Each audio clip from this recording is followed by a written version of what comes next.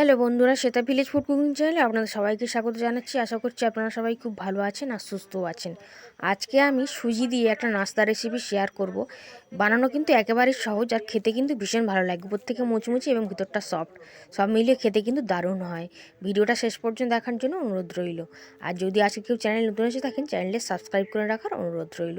আর ভিডিওটা কি কমেন্ট করবেন যে কেমন লেগেছে, কী কোথা থেকে দেখছেন সেটাও কিন্তু লিখবেন।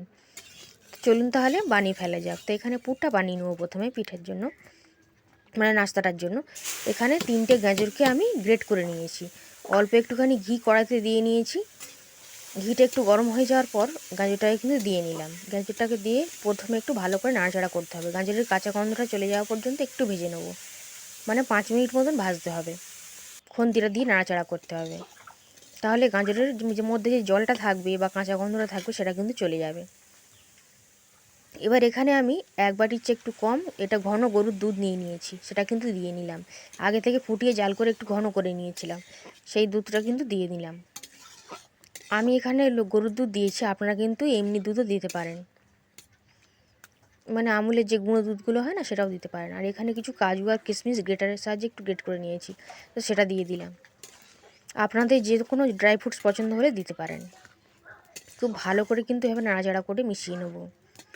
আর এখন আমি দিয়ে দেবো পরিমাণ মতন চিনি। এখানে আমি 3 চামচ চিনি নিয়েছি। মিষ্টির পরিমাণটা আপনারা বাড়িয়ে কমিয়ে নিতে পারেন। মিষ্টিটা দিলে কিন্তু খেতে ভীষণ ভালো হবে। তো খুব ভালো করে কিন্তু নাড়াচাড়া করে মিশিয়ে নেবো। আর দুধটা শুকনো শুকনো করে নেবো। আর এই সময় উনুনে জালটা একটু হাইতে রাখতে হবে। তো দেখুন পুরটা কিন্তু খুব ভালোভাবে রেডি হয়ে গেছিলো।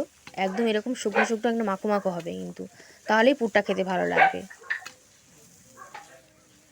দেখুন কত সুন্দর দেখতে হয়েছে। তো এখন পুরটাকে নামিয়ে নিচ্ছি। কড়াইটাকে পরিষ্কার করে নিয়েছি, নিয়ে ওই কড়াইয়ের মধ্যে 1 বাটি পরিমাণে জল দিয়ে দিলাম। জলটা একটু হালকা গরম হচ্ছে, আর সেই সময় 1 বাটি পরিমাণে সুজি দিয়ে দিচ্ছি। এই সুজিটাকে নাড়াচাড়া করে একটা ডো বানিয়ে নেব। সুজি দিয়ে এরকম নাস্তা রেসিপি আপনারা বাড়িতে বানিয়ে খেয়ে দেখুন। আশা করি আপনাদের কিন্তু ভীষণ ভালো লাগবে। আর বানানো কিন্তু একেবারেই সহজ। আর গাজর তো এখন পাওয়াই যাচ্ছে, শীতকাল যেহেতু। আর গাজর দিয়ে এই পুরটা বানালে পুরটাও খেতে ভালো লাগে, খুব সুন্দর। তো দেখুন আস্তে আস্তে করে এরকম একটা ডোতে পরিণত হয়ে যাচ্ছে। 1 বাটি সুজির জন্য 1 বাটি কিন্তু জল দিতে হবে। তো দেখুন এরকমভাবে একটা ডো কিন্তু বানিয়ে নিয়েছি। এরকম একটা ডো বানানো হয়ে গেছে। এবার কড়াই থেকে নামিয়ে নেবো, নিয়ে কিন্তু মেখে নেব। কড়াইটাকে পরিষ্কার করে নেব। কড়াই থেকে নামিয়ে নিচ্ছি ডোটাকে, একটা থালার মধ্যে নিয়ে নিচ্ছি।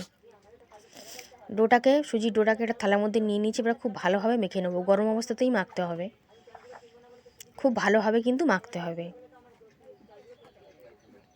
ভিডিওটা যারা যারা এই পর্যন্ত দেখেছেন তাদের কিন্তু অসংখ্য ধন্যবাদ।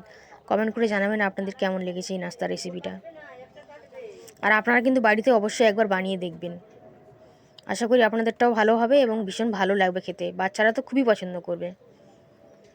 তো দেখুন এরকমভাবে একটা সুজির মসৃণ ডো আমি বানিয়ে নিলাম। এবার এখান থেকে বড় রুটির আকারে বেলে নিয়ে আপনারা গ্লাস দিয়ে কেটে নিতে পারেন, কিন্তু আমি এখান থেকে ছোট ছোট অংশ করে কেটে নেব। ছোট ছোট মিডিয়াম সাইজ করে কেটে নেব, আর হাতের মধ্যে রেখে গোল করে নেব। আর যেরকমভাবে পিঠে বানায় না, ওরকমভাবে পিঠের মতন খুলি করে নেব। তো প্রথমে এরকম গোল করে নিচ্ছি। একটু ময়দা একটু মাঝখান বরাবর নিয়ে নিচ্ছি। ময়দা নিয়ে কিন্তু একটু খুলি মতন বানিয়ে নেব। নারকেল পিঠে বানানোর জন্য যেরকম খুলি বানানো হয় এরকম খুলি বানিয়ে নেবো একটু। আর আগে থেকে যে গাজরের পুরটা বানিয়ে রেখেছিলাম, পুরটা কিন্তু এখন ঠান্ডা হয়ে গেছে, তো পুরটাকে দিয়ে নেবো। নিয়ে চতুর্দিক থেকে মুড়ে দেবো। এটা খেতে কিন্তু দারুণ লাগে, বাইরে থেকে মুচমুচে এবং ভিতরটা সফট, খুব সুন্দর খেতে লাগে। সুন্দর করে মুড়ে নিলাম।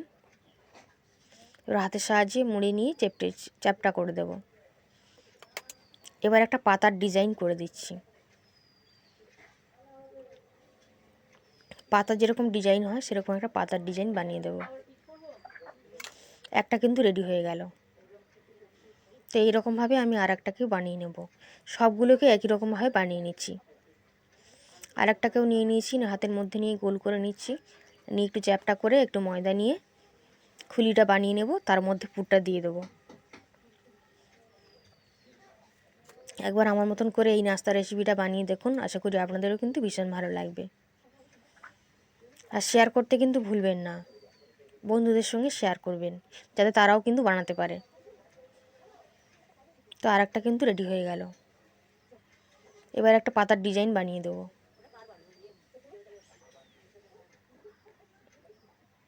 এরকমভাবে একই রকমভাবে আমি সমস্ত সবগুলো সুজির নাস্তাগুলোকে বানিয়ে ফেলছি।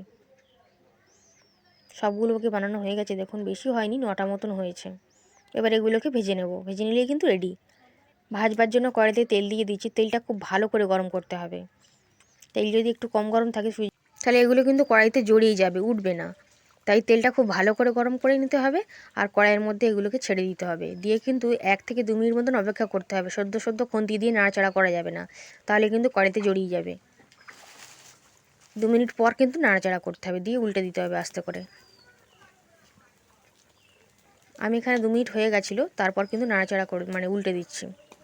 এইভাবে উল্টে পাল্টে কিন্তু লাল করে ভাজতে হবে। একটা পিঠ হয়ে গেছিলো, তাই আমি উল্টে দিলাম। আর একটু ডুবো তেলে ভাজবার চেষ্টা করবেন। দেখুন খুব লাল কালার হয়ে গেছে, এর থেকে বেশি লাল কালার আমি আর করব না। ঠান্ডা হয়ে গেলে আর একটু লাল হয়ে যাবে। কত সুন্দর দেখতে লাগছে দেখুন, উপর থেকে কিন্তু খুবই মুচমুচে ক্রিস্পি হয়।